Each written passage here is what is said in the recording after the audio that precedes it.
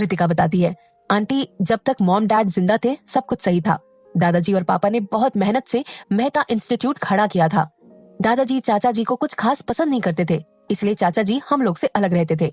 दादाजी की मौत के बाद चाचा जी ने पापा से कहा कि वो भी उनके साथ मिलकर इंस्टीट्यूट संभालना चाहते हैं, तो पापा ने खुशी खुशी हाँ कह दी।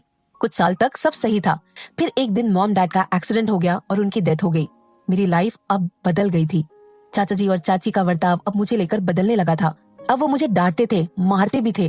मेरा बहुत मन करता था कि मैं मर जाऊं, पर जब हम यहाँ जबलपुर शिफ्ट हुए तो आप लोग से मिलकर मुझे बहुत अच्छा लगा। पता नहीं क्यों आप लोगों से मिलकर वो अपनापन महसूस हुआ जो मुझे कभी भी चाचा या चाची से नहीं मिला।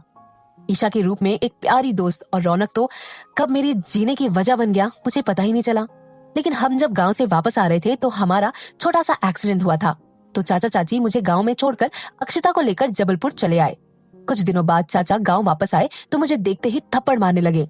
मैंने जब वजह जाननी चाहिए तो चाची जी ने कहा, तुझे मैंने अपनी बेटी की तरह रखा, पर तुमने तो मेरी बेटी की खुशियां ही उसे अलग करनी चाहिए। मुझे कुछ समझ नहीं आ रहा था। तभी फिर चाचा जी ने मुझे कहा कि रौनक उनसे कह रहा था कि वो अक्षिता को प्यार करता है, पर मैं उसे धमकी देती हूँ कि वो मुझसे प्यार करे, और तो और मैं उसे जानबूझकर चिपकती रहती हूँ और न जाने क्या क्या।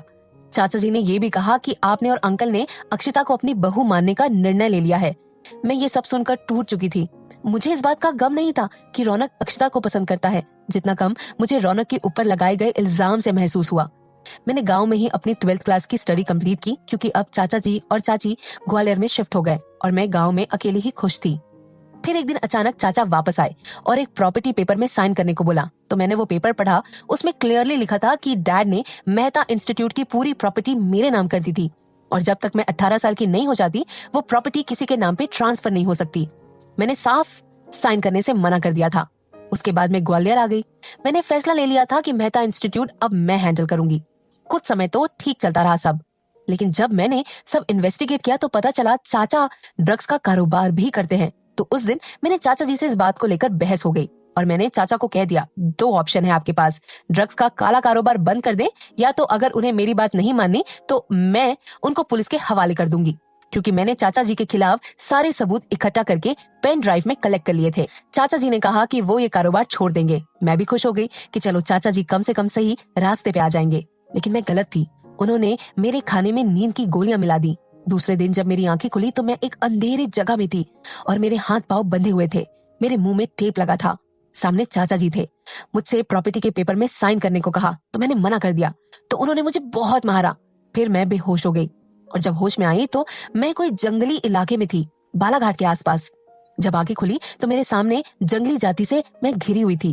मुझे डर तो बहुत लग रहा था, लेकिन मैं इतना सब कुछ तो सही चुकी थी, तो मैंने सोचा ये भी सही। पर यहाँ मैं गलत थी। उन लोगों ने मुझे बहुत ध्यान से रखा। उन्होंने मुझे बताया कि मैं उनको तालाब में बेहोश मिली थी और मैं लगभग 6 महीने बाद होश में आई हूँ। मैं वहाँ लगभग 6 महीने रही। मैंने उन सबको अपनी आप बीती सुनाई तो उन्होंने कहा कि मेरी इस लड़ाई में वो मेरा साथ देंगे, पर मैंने उन्हें मना कर दिया, क्योंकि मैं किसी भी हालत में किसी और की जान जोखिम में नहीं डाल सकती थी। मैं फिर ग्वालियर चली गई। पूरे 1 साल बाद मैंने बुर्का पहन रखा था। मैं अपना हर कदम फूक फूक के रखने लगी थी, लेकिन मेहता इंस्टीट्यूट जाकर पता चला कि 1 साल में यहाँ बहुत कुछ बदल गया है। मुझे मृत बताकर चाचा जी ने सारी प्रॉपर्टी अपने नाम कर ली थी। तब मैं जानबूझ के चाचा जी के सामने आई और ऐसा बिहेव किया जैसे मैं सच में उन्हें नहीं जानती, लेकिन चाचा जी ने मुझे किडनैप करवा लिया था। ऐसा उन्हें लगा था, जबकि सच तो ये था कि मैं खुद उनके पास चल कर आई थी। मैंने किडनैप होने के बाद भी ऐसा बिहेव किया कि मैं सच में उन्हें नहीं जानती, और मैंने उनसे कहा कि मैं तो तारिका हूँ और मैं जॉब की तलाश में यहाँ आई हूँ। उन्होंने मुझे जॉब पे रख लिया और मैं उनके खिलाफ और सबूत इकट्ठा किए, और मैं ये सबूत देने ही आ रही थी। इस पर आंटी कहती है, किसे?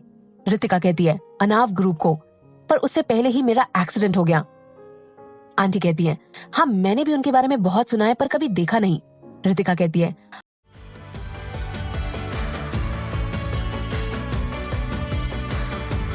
मैंने भी नहीं कभी देखा। बड़ी मुश्किल से एजेंसी से उनका नंबर निकलवाया, पर अब क्या फायदा, मैं यहाँ बेड पे पड़ी हूँ। तभी उनके कमरे का दरवाजा खुलता है और दरवाजे से आवाज आती है, तुम ये सबूत हमें दे सकती हो। रितिका और आंटी दरवाजे की ओर देखती हैं और चौंक जाती हैं।